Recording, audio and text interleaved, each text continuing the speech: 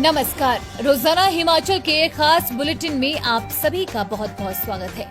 मैं हूं आपके साथ भावना रनौट। चलिए जानते हैं खबरें विस्तार से।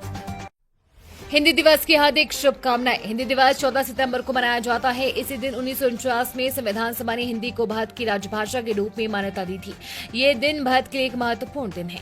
ये हिंदी भाषा के महत्व को दर्शाता है। हिंदी दिवस न केवल हिंदी भाषा की प्रतिष्ठा का प्रतीक है, बल्कि ये देश के सांस्कृतिक एकता का भी प्रतीक है। साल 1953 में पहली बार 14 सितंबर को हिंदी दिवस के रूप में मनाया गया था। इसका उद्देश्य हिंदी भाषा के महत्व और प्रसार को बढ़ावा देना था। राज्य भाषा आयोग ने इस दिन को मनाने का विचार प्रस्तुत किया था। इसका उद्देश्य हिंदी को राष्ट्रीय स्तर पर प्रसारित करना था।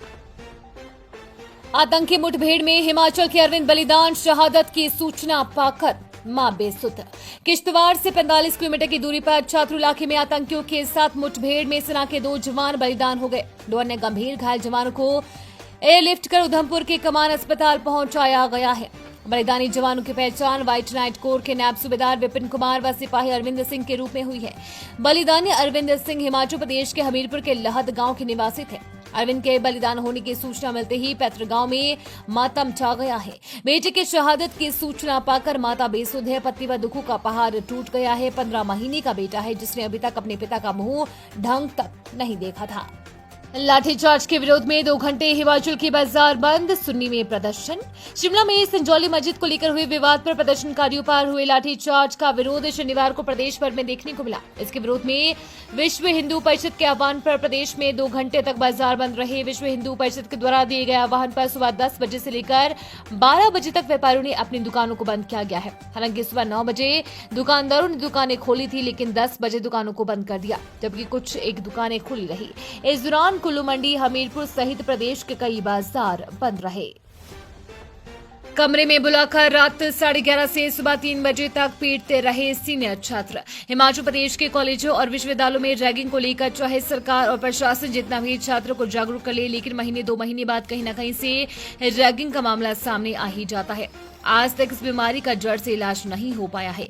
अच्छे कॉलेजों में पढ़ाई के लिए जा रहे छात्र रैगिंग और मारपीट के डर से पढ़ाई तक छोड़ने के लिए मजबूर हो रहे हैं। इसका ताजा उदाहरण अभी हाल ही में कंडाघाट की बारा यूनिवर्सिटी में सामने आया है, जहां रैगिंग का वीडियो वायरल होने पर सभी को पता चल पाया कि कैसे सीनियर छात्र जूनियर छात्रों का शोषण कर रहे हैं। सरेआम मारपीट और डरा धमकाकर उनको शराब पिलाई जा रही है। इसी रैगिंग और मारपीट का शिकार हुआ बिलासपुर जिला के घुमारवी के पपलाहा गांव का रजत कुमार परेशान होकर अपने घर आ गया। मारपीट के दौरान उसके भीतर पर चोट के निशान भी है। परिजनों के अनुसार उनका बेटा अभी तक पढ़ाई के लिए प्रिपेयर नहीं है, लिहाजा पूरी स्थिति से उबरने के बाद ही विश्वविद्यालय जाएगा। डिप्टी रेंजर फॉरेस्ट गार्ड पर क्यों नहीं हुई कार्रवाई? प्रदेश हाई कोर्ट ने वन विभाग के डिप्टी रेंजर और फॉरेस्ट गार्ड को कर्तव्यों में कोताही बरतने का दोषी पाए जाने के बावजूद केवल जुर्माना वसूलने की सजा देने के कारण स्पष्ट चुकाने के आदेश जारी किए हैं। वन विभाग ने डिप्टी रेंजर धर्मपाल और फॉरेस्ट गार्ड विजय कुमार को विभागीय कार्रवाई में चार चौक मंडी के समीप सैकड़ों पेड़ों के कटान के दौरान कर्तव्य में लापरवाही बरतने का दोषी पाया था। विभाग ने उक्त दोनों कर्मियों से सजा के तौर पर 7,92,960 रुपए का जुर्माना वसूलने के आदेश जारी किए थे। मुख्य न्यायाधीश MS रामचंद्र राव और न्यायाधीश सत्येन वैदिक की खंडपीठ ने वन विभाग से पूछा है कि इन दोषी कर्मियों पर बड़े दंड की सजा के साथ साथ CCS नियम 1965 के तहत कोई कार्रवाई क्यों नहीं की गई।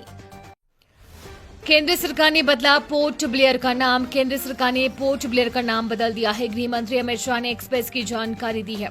उन्होंने बताया कि पोर्ट ब्लेयर का नाम श्री विजयपुरम कर दिया गया है। उन्होंने कहा कि पुराने नाम में औपनिवेशिक विरासत की झलक थी। विजयपुरम स्वतंत्रता संग्राम में विजय का प्रतीक है। यहाँ नेताजी ने पहली बार तिरंगा फहराया था। पोर्ट ब्लेयर केंद्र शासित प्रदेश अंडमान निकोबार की राजधानी है। जल्द ही मोदी सरकार देने वाली है 2 बड़ी खुशखबरी। विदेश से भारत के लिए 2 अच्छी खबरों के संकेत मिल रहे हैं। ग्लोबल मार्केट में ब्रेंट क्रूड के दाम में तगड़ी गिरावट आई है। ऐसे में पेट्रोल डीजल के दाम घट सकते हैं। वहीं यूरोपीय सेंट्रल बैंक ने पॉलिसी रेट में 25 बेसिस पॉइंट की कटौती की है। अगर अमेरिका ने भी 25 बेसिस पॉइंट की कटौती होती है तो इसका असर भारत पर भी होगा, यानी भारत में भी रेपो रेट कम हो जाएगा। इससे लोन पर ब्याज दरों में कमी आएगी। उम्मीद है आपको आज का बुलेटिन पसंद आया होगा। इसी के साथ हिमाचल की तमाम खबरों को जानने के लिए रोजाना हिमाचल के पेज को फॉलो, लाइक और सब्सक्राइब करना बिल्कुल न भूलें।